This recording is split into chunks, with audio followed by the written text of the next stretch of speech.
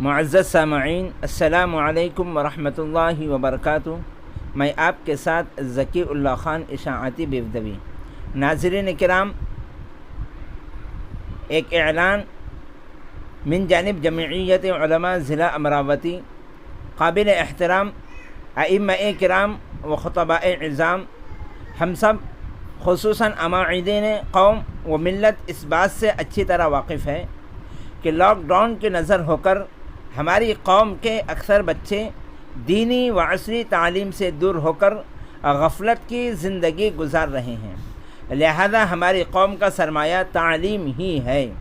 جہاں باطل طاقتیں مسلمانوں کے بچوں کو تعلیم سے دور کرنے کی سازشیں پوری قوت کے ساتھ کر رہی ہیں، وہیں جمعیت علماء اس بات کے لیے کوشاں ہیں کہ امت مسلمہ کے نونہالوں کو تعلیم چاہے دینی ہو یا عصری سے مربوط رکھیں۔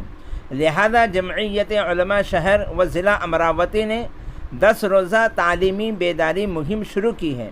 الحمدللہ اللہ کے فضل اور معزز علماء کرام کی نگرانی میں کامیابی کے ساتھ چل رہی ہے۔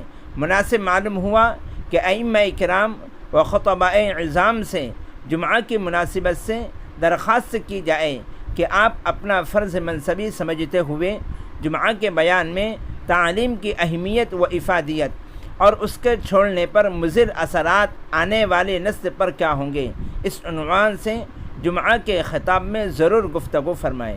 اللہ تعالیٰ آپ حضرات کو جزائے خیر عطا فرمائے۔ السلام علیکم ورحمۃ اللہ